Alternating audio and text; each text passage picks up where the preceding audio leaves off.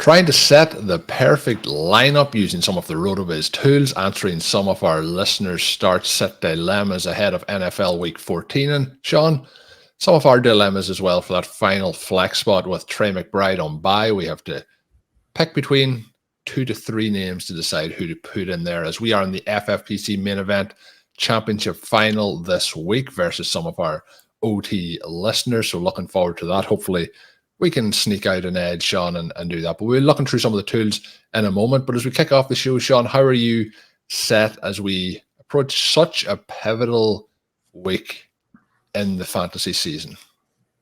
Good, Colm, good. I'm excited. We got lots of teams in good position. It's going to make this one of the most exciting weeks of the year. I was mentioning a congratulations to the FFPC on one of the shows recently because they've put together this just fantastic structure where week 12 is the week where you're sweating everything to see if your teams get in. And then weeks 13 and 14 obviously have semifinals and finals. Then you have a 3-week race for the $1 million prize. You've essentially created a full, like almost 2-month stretch here where everything is on the line every week. I love that. Obviously, we're also very excited about our underdog teams this week. Colm, I was mentioning how well the teams specifically that I had done with you, how well those teams were doing. It is interesting as you go into this final week to see what some of the dilemmas are. In both my dynasty leagues, again, not specifically the one with you and I are in good shape, but so many of my dynasty teams now are basically down to 0 quarterbacks in Superflex with the injuries that have happened over the last several weeks. I was just joking on Stealing Bananas that I have a variety of teams that are like right on that 2-3 edge in Best Ball Mania, and the quarterback roster is something like Trevor Lawrence, Kenny Pickett, and Sam Howell. Colm, as soon as we hit the week where Sam Howell can't carry us, we realize that no other quarterbacks are reliable. They either don't score points or they won't stay healthy. Connor O'Driscoll and I have been playing an entire season without quarterback points and are on the verge of making it. So you can still make it through, but as we're trying to get across the line, Colm, I would prefer to have a quarterback as to not have a quarterback. And so, there are some circumstances like that, but basically, I'm so excited. I'm almost giddy. It's going to be such a fun weekend, and you have put together a great show for us here where we're going to work through how we can use the RotoViz tools, number one, to enjoy football and to learn about football, but number two, to figure out the best way to start our lineups for these key weekends, knowing that there's going to be a ton of uncertainty. There are a range of outcomes. That's one of the things that you see with a variety of our tools. You don't know if the player's going to hit their 75th percentile outcome, their 25th, maybe even more aggressive. Somebody's going to score 45 points. Someone else is going to get hurt. There are so many things you can't control, but we do want to tilt as many things in our favor as is humanly possible. We definitely do. And the other part is, I always say when people send me a start set question, I'll give my feelings on which way I would go. And I always jump into the tools to see which way they lean as well. But my advice is always to go with your gut. But the one thing that your gut sometimes doesn't tell you is the underlying things that can occur. And I feel like the tools on the site are a great way of kind of pointing you in the right direction so you're not being biased in a positive or negative way in one direction or the other, because the bias is not there in the tools on the website. So we will jump into them. We have the listener questions coming up, but I thought we would start off, Shawn, with our main event. I guess for people who haven't had a chance before to jump in and use the tools, we are going to be using the GLSP on the app, which will show kind of the range of outcomes for that week. We'll also be looking a little bit at the Stat Explorer, which will give us an option then to go into look at some of the matchup ratings. Shawn, for people who haven't either had a chance to use them before or haven't seen them before, do you want to give them a little bit of a background on the GLSP? Well, Colm, I wanted to mention sort of what my overall process is here. And there are a lot of parts to it as we try and get a good feel for the weekend, right? As you mentioned, using your gut, but a gut based off of information. And so a lot of it is that, you and I are watching a lot of the games. We're talking about a lot of the games. That can be a great foundation, but the tools should set you up to where if you don't do this for a living and you don't have all the time to waste to go through and watch all of these games, if you haven't seen every quarter, every snap, you're still going to sit through all the Patriots games this season, all those Browns games. Right, then you're still going to be able to understand what's going on. So first, I would say the articles are fantastic, and one little trick that you can use is to use Matt Irby's late week pieces. Number one, looking at pace. So we have the NFL pace tool. You can see how many plays teams are running. You can see if that is more or less fluky based on their seconds to snap, based on their no huddle percentages, based on their pass run splits. You can also break it down by game situation, right? What are they running in neutral? What are they running when trailing? What are they running when they have the lead? And you can use that within the context of what you think is most likely to happen. Now, we all know of situations where you think a team is going to be on the wrong side of a blowout and they end up being the team that's ahead. So you can't predict the future perfectly, even in terms of something like that. And yet the pace tool will allow you to explore what teams have done, give you a feel for the matchup. Another thing Matt is doing is the weekly weather report there, and just such great detail that he uses in terms of understanding even like how the wind at individual stadiums is affecting play. So if you are nervous about a matchup and what the weather might mean for that week, sometimes you'll have a completely even matchup with everything except one team is playing in a dome, the other team is playing in a rainstorm. And Colm, in those cases, you're just going to go ahead and take the dome, everything else being equal. So those are some things that you can use. But then when we get to the tools, there are really so many pieces here. You mentioned the game level similarity projections, and what those do. This is a tool that Dave Cabin has set up that takes historical player matches and historical defensive matches and then uses the most recent games, the chunk of games that are most predictive. So Dave has studied this and taken a variety of different chunks. And I think they're even weighted in different ways. He's got an article there, obviously linked. If you're looking on YouTube, you can see that. If you're playing on the site, obviously you can see that.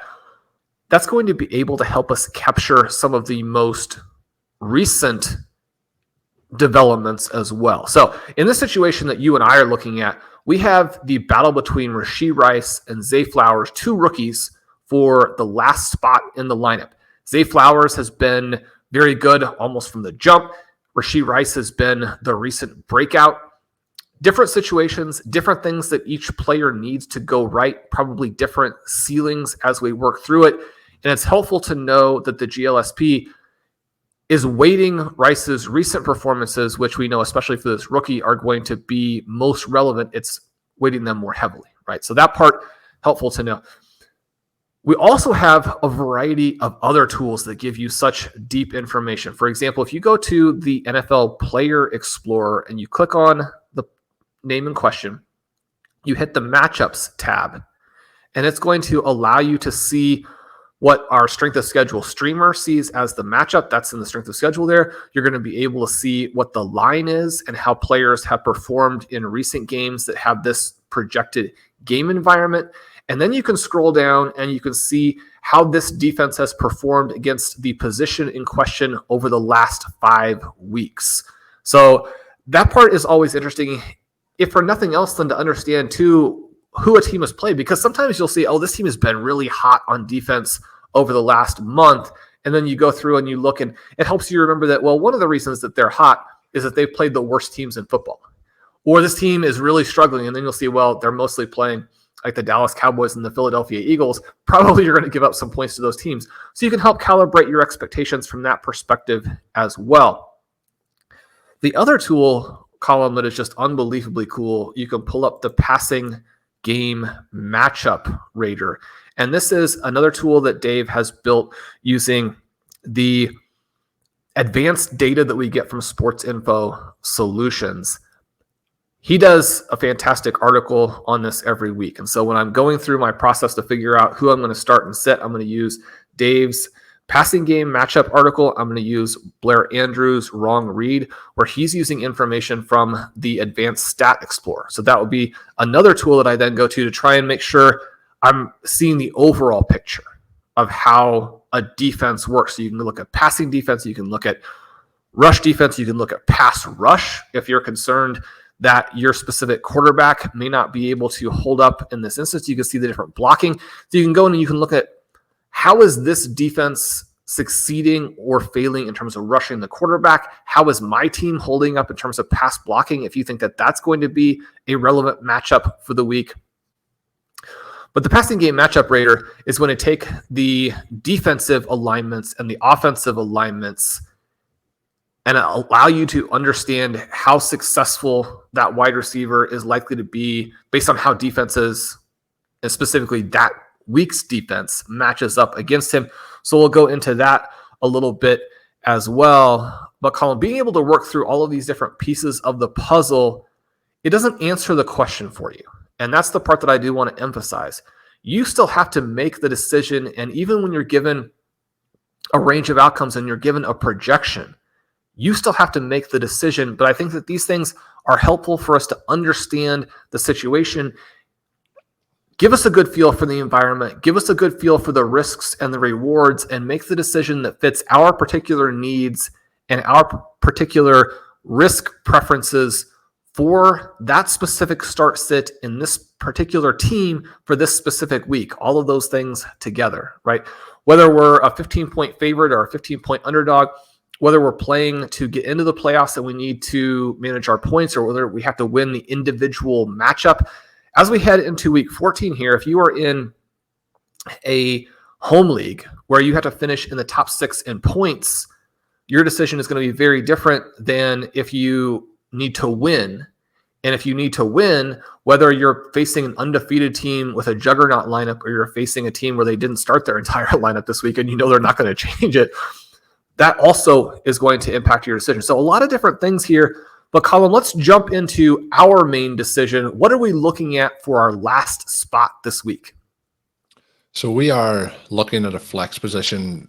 I mentioned already Trey McBride is out. He would have certainly gone in there. In the past, we have been going with Ramondre Stevenson and Travis Etienne at running back. So Javonte Williams would have potentially been a flex option, but now he's obviously bumped in to that running back spot. So in our flexes currently, we have Brandon Aiyuk and Rashee Rice. The options that would be kind of on the bench side of things that would be making a play to get in there would be JSN and Zay Flowers. The Brandon Aiyuk one, Shawn, we may even pop into this. For me, he is a set lineup player. He has been in every single week of the season.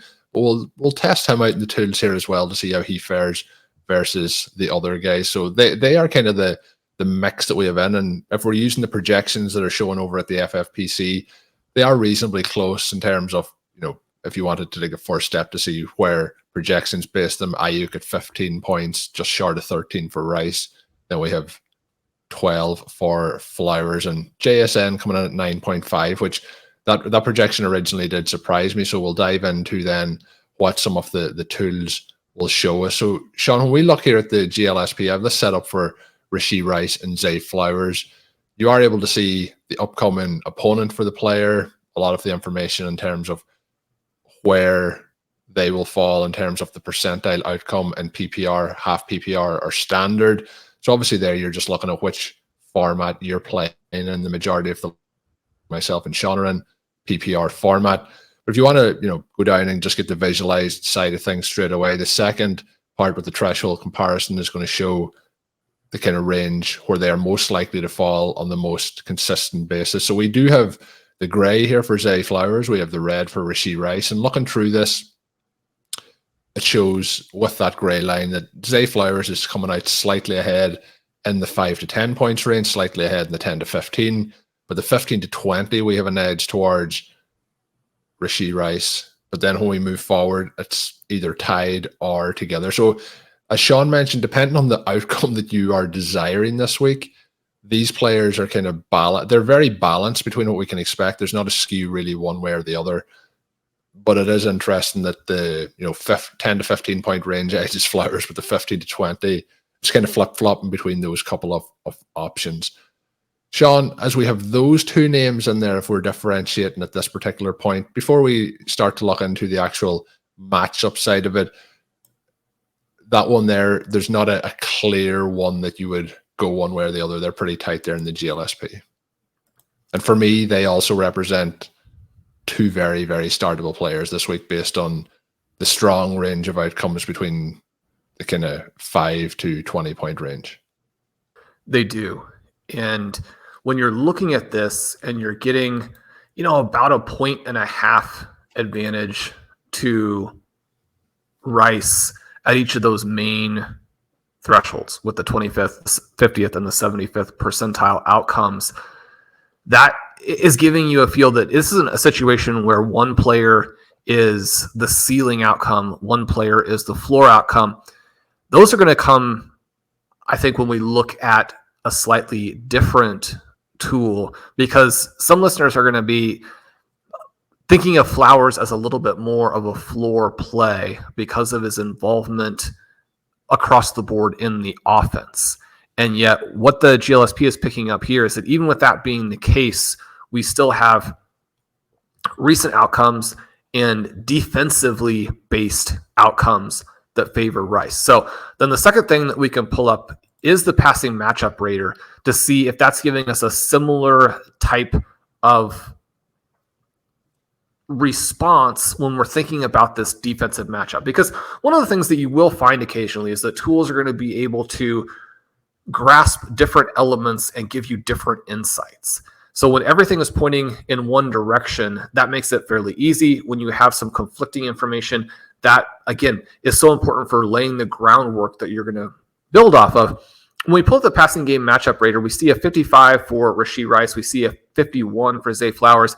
And basically what that represents, if you don't have the context for it, is middle of the road matchups. One of the things I do like here for Rice is that the PMR is giving him the best matchup of the Chiefs. And so I think especially when you're looking through and trying to figure out, does the recent upside and the recent targets that he's gotten, we think back to last week where he wasn't the big play guy, but he was drawing a lot of targets. We haven't always seen that in the past. Is this week's matchup as it relates to his teammates? Is there anything that would really argue against that? And we're not seeing that here in the PMR. A similar type of thing really for Flowers, where there are slightly worse matchups for Odell Beckham, just an example, but very neutral across the board there. These aren't great matchups for the week. They're not really disastrous matchups for the week. And I think that you see the same thing when you click over to the matchups tool for these players. You see Baltimore projected to score around 24 points. You have the Los Angeles Rams as significant underdogs. You see the Rams as a neutral matchup there on defense in terms of strength of schedule.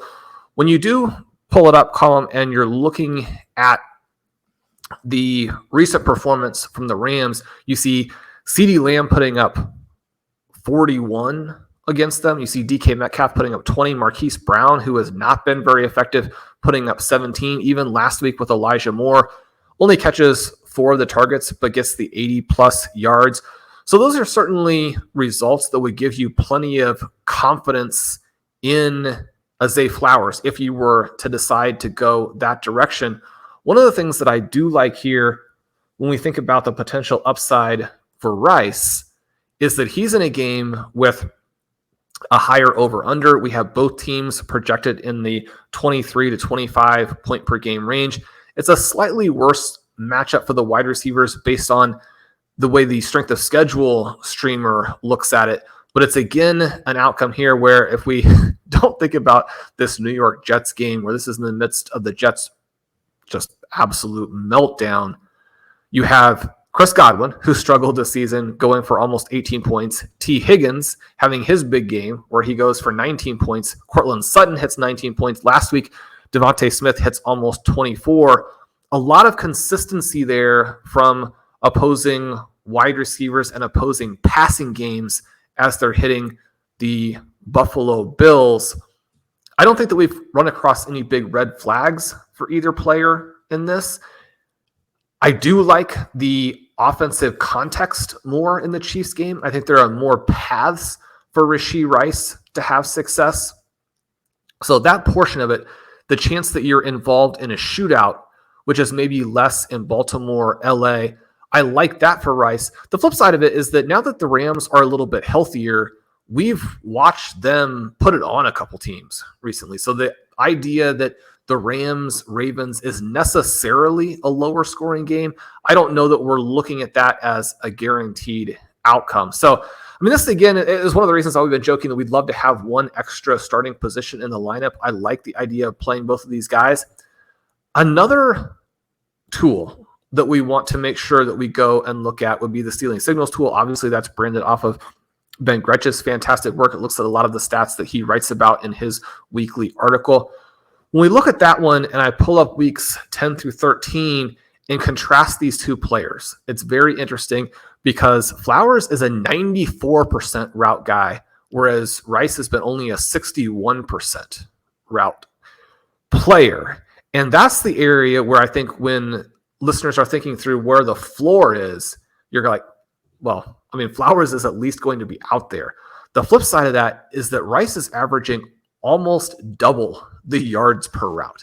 And his ability to draw targets has been elite during this time period. He's over 31% targets per route. Flowers down at the 19 level. He's also averaging more yards per target.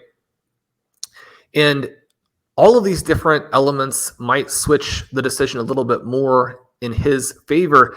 And then we pull up the last couple of weeks and we see that Rice is performing even better in terms of drawing targets. He's performing even better in terms of yards per route. And his route percentage has at least gone up to 66%. So it's rising. It's still not where we would like him to be. Colm, when we're thinking through these different pieces of information and we're contrasting this element of Rice not necessarily being deployed on all of the routes, but being in an offense that you would expect to pass more and perhaps to pass more effectively. And then in the context of a shootout, how does the risk reward play out for you when we're thinking about a game that we are favored in, although obviously the listeners that we're going up against have a team where, I mean, I expect this to be basically a coin flip. I'm not really looking at the matchup or the projected outcome as playing much of a role at all for me in this one. Yeah, if all players remain, like one thing we seen last week was Stevenson went out for us. We still got the win, but the other team last week were really unfortunate with how their players scored, which obviously helped us.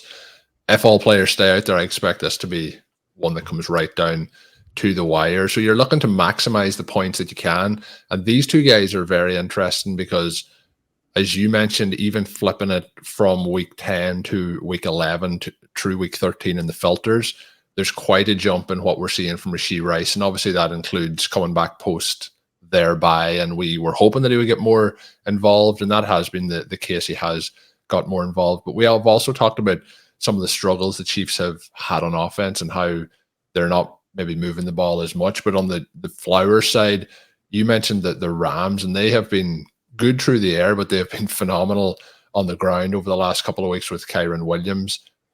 That could be a game where the number of plays run could be pretty low in terms of, run play after run play and running the clock down. Whereas we could see the Bills and the Chiefs on the other end, in terms of those two games, the amount of plays run and the Bills Chiefs could be in the 20 to 30 extra plays versus what we see in the Ravens game. So that is something that I'd be taking into consideration between the two of those. I love the way Rice has been over the last couple of weeks, but I have to say, with the unfortunate injury to Mark Andrews, I do see Flowers as being a vital part of this offense. And the one thing that he hasn't been able to connect on so far is some of the downfield plays where he is getting open on those plays. And I know in the last game, it was a long rushing touchdown towards the end that really supplanted that day. But even in that stretch of time, he has had a passing touchdown that he received that was taken back for a penalty. There's some big plays there for Zay Flowers that haven't been realized yet. So I think that is all stuff as well to take into this consideration. And what I'm interested in is if we look at Aiyuk versus these guys, I think they're all ahead of JSN in the pecking order this week.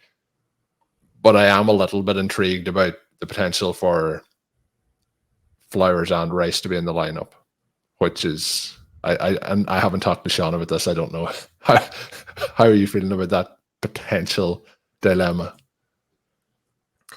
Yeah, I mean, I could easily see these guys outscoring Brandon Aiyuk, who has some structural problems based on the fact that he's in the greatest skill position group of all time.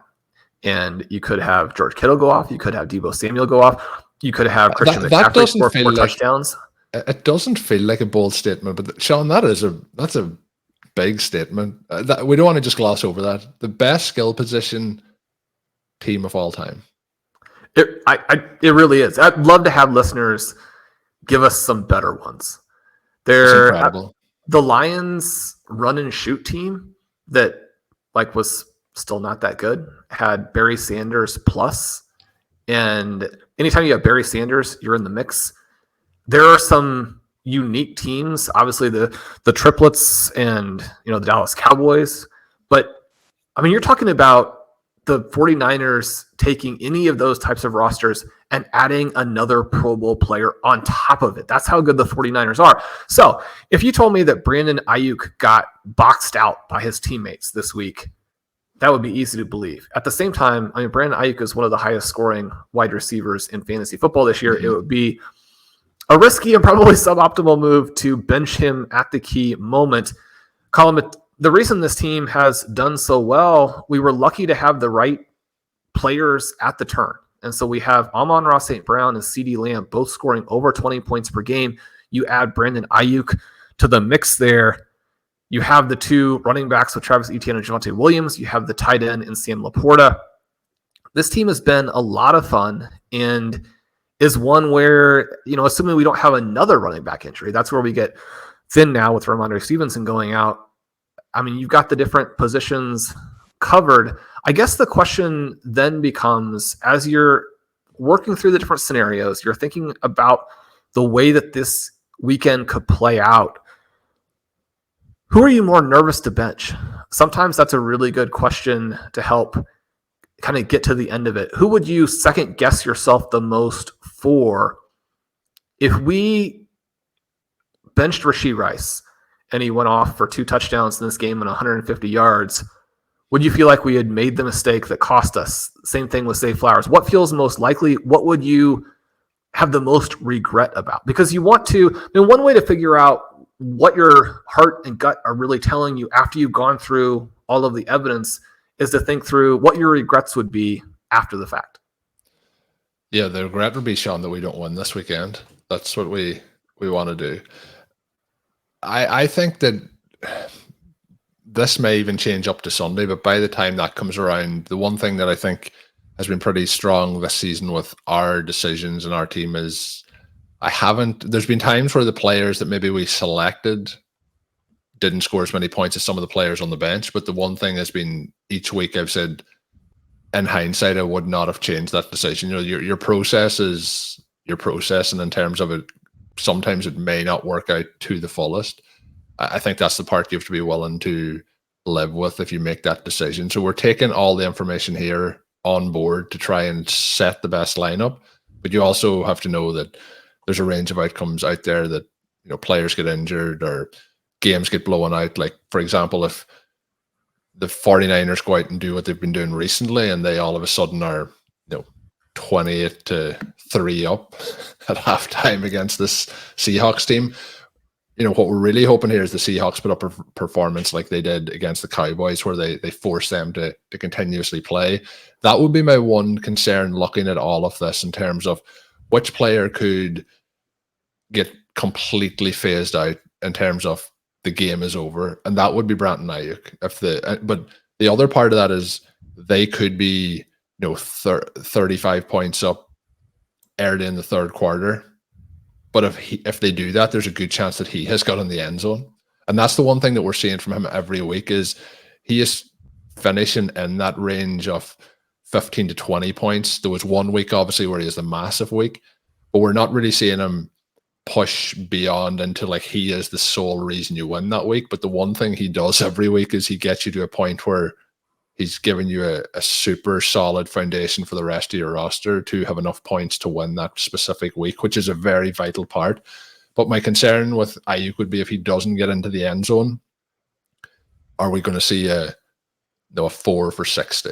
that sort of a week rather than 4 for 60 and a touchdown, which gets him into the 17-point range. Whereas the other, I do think that we can probably call the volume to the other guys a little bit clearer than we can with Aiyuk. I think we're still probably going to go with Aiyuk, but I think it's a good discussion to have. It feels like, Colm, you're just setting us up for a frustrating Brandon Aiyuk result, because there's absolutely no way that Brandon Aiyuk can get benched. When we look at receivers, this was a fun one. When we're putting in some of these players, Aiyuk fared pretty well against JSN, what I was surprised by. But if we look at the GLSP for Aiyuk versus Rashee Rice, Rice is coming out ahead of him and pretty much all of them except the 20 to 25, which I find was interesting. I haven't put in Flowers yet, but we'll do that in a moment. But I just thought that was pretty interesting between those two particular players. It is, and that's one of the reasons why I think that going to the different tools can help you really round out your understanding. Because Brandon Aiyuk's passing game matchup rating is a 64, which is quite a bit better than Rice and Flowers. So I like that element of it. Even though the Seahawks have had some games where they limited opposing teams in the passing game, I think that specific note really locks it up. The thing that the GLSP is seeing, at least to an extent, is some of these volume concerns that you're discussing. But the flip side of that is also the case. And one of the reasons why I talk about Aiyuk in this 49ers offense as being the best and the most talented ever, Brandon Aiyuk, and you mentioned the touchdown will be a huge deal for Aiyuk, and it will. But when we think specifically of yardage, Brandon Aiyuk is number 2 in the NFL in yards per route. And his gap over Justin Jefferson, and obviously the guy at number 1 is Tyreek Hill. His gap over Justin Jefferson and CeeDee Lamb is almost half a yard per route. He's averaging 12.9 yards per target. And we think about, again, the possibility of getting boxed out, but he's an 83% route guy who's drawing targets on 26% of those routes.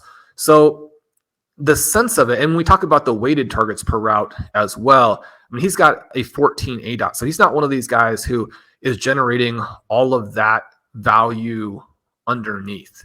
There are a lot of secondary elements to his profile that I think create a much better floor than what it can feel like when we think about the worst case scenario of the volume in any given week flowing through a teammate. So that brings us back then, Shawn. Brandon Aiyuk is in the lineup, I think, is what you're saying here? Brandon Aiyuk is a go. Right. So let's get into the Rice discussion again. I think this is I think it has to be Rice. I think there's a huge upside in both of them, but I think the matchup is what edges me towards Rice in terms of what we mentioned about the plays. And even in a PPR format, if he gets those 5 extra receptions, can just be a massive difference. But what we've seen since the bye is highly encouraging. So I'm leaning Rice over Flowers, although I have been in recent weeks touting Flowers to you as somebody that we want to be trying to get in there. And the passing game matchup rater actually really likes this to be kind of one of those stealth shootouts. You think about the Seahawks faring extremely well against Dallas's defense last week. It wasn't the case when they played the 49ers the first time, but overall JSN has a 61. It's a good matchup for him. Actually, across the board, the PMR likes the receivers from the 49ers. It likes the receivers from the Seahawks. One other little element that gives us then is some comfort that this could be, again, a game that has more scoring, and specifically more scoring from the Seahawks than we might anticipate. And so I love that element of it. You look back through the recent weeks here, and this is a situation where the Seahawks are really the one team that the 49ers shut down, right? They gave up 25 points to Jamar Chase, 16 to Christian Kirk. They have a solid game there with Mike Evans, and they give up 39 total points to the Buccaneers receivers. And then last week, give up over 26 points to Philadelphia, including the most expected points of the week. So one of the things that's a flip side of the 49ers being so dynamic right now on offense is that teams are going to need to pass a lot. They're going to need to chase. Over the last 5 weeks, they've given up the third most expected points to the position, the fifth most total points to the position. Colm, you mentioned Aiyuk as being a kind of a shot in the dark benching candidate.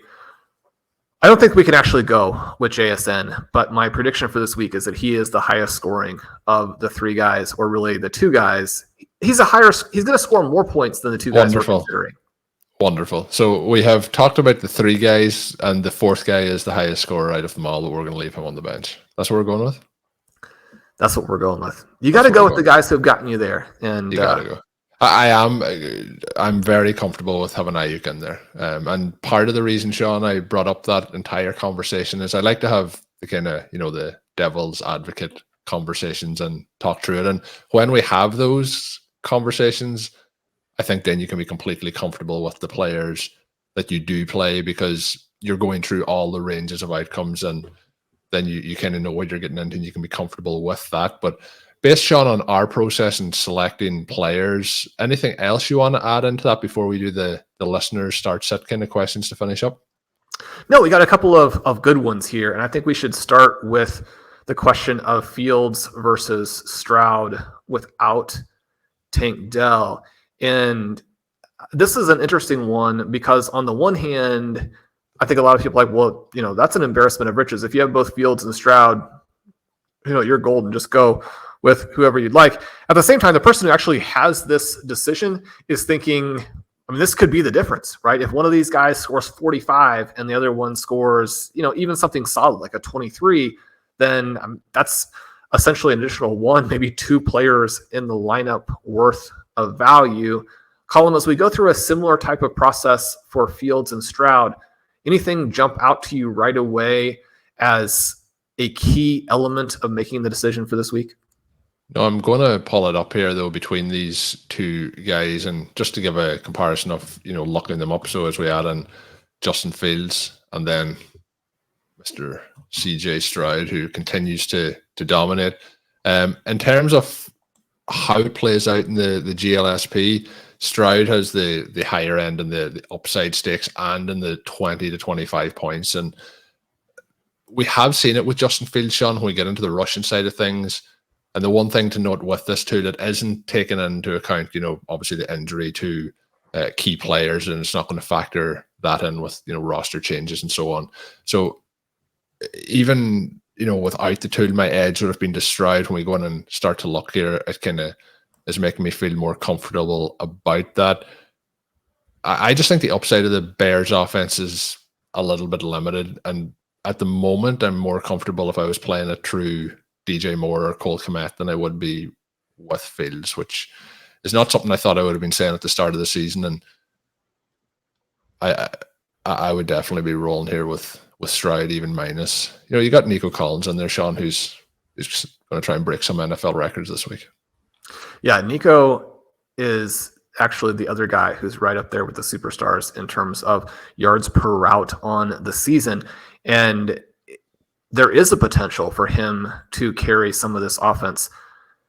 When we're looking at what the GLSP is telling us there, it's definitely understanding that in the recent past, CJ Stroud has been on absolute fire, and that same thing can't be said for Justin Fields. Over the last 5 games for Stroud, he's averaging 29.6 points per game. Those are crazy, crazy numbers. And anybody who's playing fantasy this year knows that not just Stroud, but his receivers are elevating teams into levels that you just wouldn't have thought were possible. The flip side of that, the one big difficulty for him is he is facing the defense here as we pull up, the matchup side of things. The defense is shutting everyone down. Yeah, the flip side for Fields is that in his 2 games back, he hasn't put up the big numbers, right? 23 against Detroit, just 17 against Minnesota. There are some things within the game context against the Vikings that will really limit scoring. Before the injury, he has the week 6 injury against the Vikings. Before that, he had 2 games over 33 points. And so if we think about what a healthy Fields with a DJ Moore can do for you, we know that the ceiling is there. And so I might have it a little bit closer than the GLSP does, even before we get to the matchup analysis. And Colm, this is the problem that I have with Stroud and where I think that the risk is. We have the Jets on one extreme end in terms of matchup. You can see the negative 5.2 there in the strength of schedule. You have the Lions on the very opposite end where they're a plus 5.3. And then we go and we look at the points implied by the line, or just specific what the line is here, where Chicago is expected to score more points than the Texans this week. You think about the injury to Tank Dell. You think about the fact that they are likely to be leading and not have to do much with what a train wreck the Jets have become. You think about the fact that the Bears are underdogs at home. You have a home situation that could be very favorable. And if you're chasing, that looks good to you. Then you look at what these quarterbacks have done, or what these defenses have done to opposing quarterbacks in the recent past. The Jets were able to shut down Tua. They were able to shut down Justin Herbert. We know going back further than that they were able to shut down some other stars. Over the last 5 weeks, the Jets rank 31st, so second best basically in total points given up to the QB position. Now, they did face Desmond Ridder in there, but you look at the other side of things, and the Lions are giving up a lot of points. They got scorched by Herbert. They got scorched by Fields, who obviously that is the matchup that we're going with right here. They really got torched by your Green Bay Packers and Jordan Love. Over the last 5 weeks, even with that gross game in there with Jimmy Garoppolo that leads to the changes in Las Vegas, the Lions have given up the 4th most fantasy points over expectation to the quarterback position in that span. And so when I'm looking at this, I think the context for me pushes me to Fields. We know that he's someone with huge upside, very capable with the hybrid QB play to put up a 30-plus point game, and also much more likely to have to play the entire game against a pass defense that has struggled to limit quarterbacks, when the exact opposite is true for Stroud. Now, if Stroud doesn't have to play the entire game, part of that does imply that the Texans are leading and are fine, and that would suggest points scored in some way, shape, or form, which could go back to Stroud. One of the things I thought was pretty disappointing and discouraging last week is how many touches we had to a Dameon Pierce. If the Texans feel like the only way they can lose that game to the Jets is by making big mistakes, and they're trying to limit those by handing the ball off to Pierce, the thing that you mentioned about having a very low play total, I love the risk reward with Fields this week. I think that Stroud, I mean, you have CJ Stroud. He already looks like a guy who could become an all-time great. My rule of thumb is to not bench those types of players regardless, to not bench the guys who got you to this point. And yet, if you're in a situation where this game is going to come down to the quarterback position, it would be very difficult for me not to play Fields in week 14. Yeah, and that's a great example as Shawn dived through the previous matchups. The defense is a huge difference in both of these. But that Jets defense has been a kryptonite for so many. Maybe, well, I was about to say Superman might be okay, but kryptonite is what can defeat Superman. So shows my understanding of the whole comic book series. But we'll see. Can CJ Stroud defeat the New York Jets defense? We'll see this week. But that question, if anybody can, I think he can do it. Yeah, I think he's the one. That came in from Dave, but he also mentioned Shawn here, and he mentions that he thinks could be Rice and JSN smashes this week. He says if that happens, he's going to crush. He said he's ready for a huge RotoViz week. We are too. We're excited for week 14. He said he's relying on Rice and JSN in his final flex on multiple playoff contenders. So hopefully that works out this weekend, Dave, for you. And I know a lot of other OT listeners will be in the same boat. And of course, myself and Shawn very much in that boat as well. The other one comes in from Zach, and he's looking for some help in full PPR in terms of who he should start. So he has a flex option and a tight end option. So flex option, Shawn, Brandon Cooks, and Jayden Reed. Jayden Reed, somebody who, we've talked about in the past, we may not have thought that the impact he was going to have was certainly going to be to this level. He has been quite productive this season for the Packers and has made some highlight plays. Brandon Cooks then has also had his fair share of highlight plays so far this season and has been, getting some more run there with the Cowboys. This is an interesting one as the Packers go to play the Giants this week. How are you feeling between Cooks and Jayden Reed for Week 14? Well, first, Colm, give us the game level similarity projection for the two players.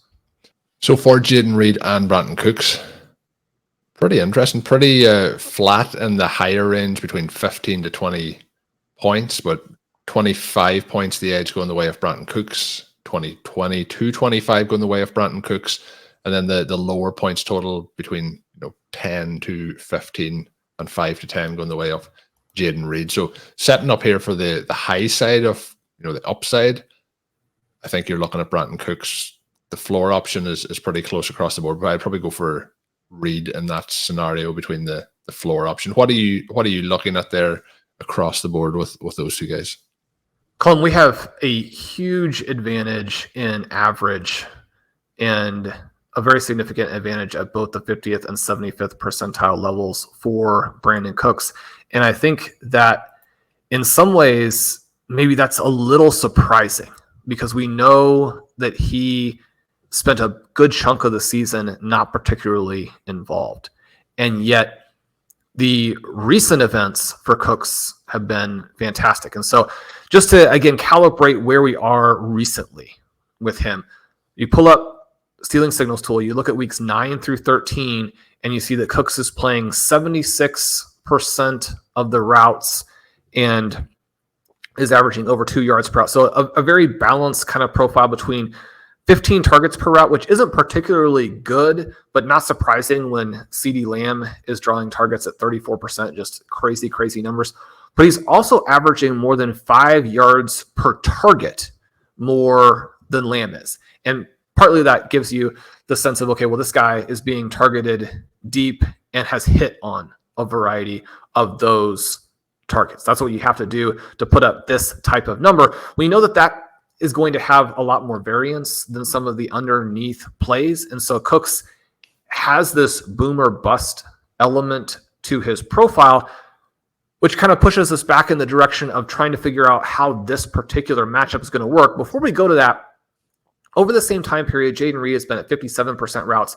We know that he has split time not only with Christian Watson and Romeo Doubs, but you have players like Dontavian Wicks in there as well. His yards per route number is actually pretty similar to Cooks. He's been targeted on a much higher percentage of the routes that he's on the field for, but his yards per target almost half of what Cooks is doing. So that doesn't necessarily answer the question for you, but it gives you a sense of the profile and gives you a feel for what type of player you might like to put out there. And then you also remind yourself, okay, Christian Watson, Colm, my understanding is out for this week. Is that the case? Yeah, yep. And so the opportunity with Watson out, if his route participation jumps from 57% to a number that is more of a full-time play, that's also going to raise both his floor and his ceiling. So then we jump over to the passing matchup rater, and we see Cooks at a 75 and Reed at a 56. This is a big advantage for Brandon Cooks. But again, when we think back to some of the decisions we were having to make earlier, a 56 for Reed is not necessarily a problem.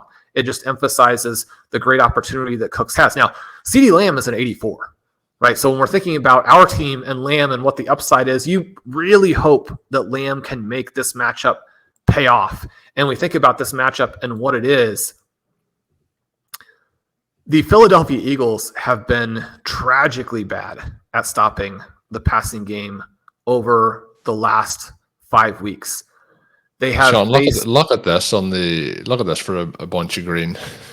Yeah. The most expected points allowed and the most fantasy points over expectation. Now, a little bit of that is going to go together because you have more chances to generate FPOE when you have more EP.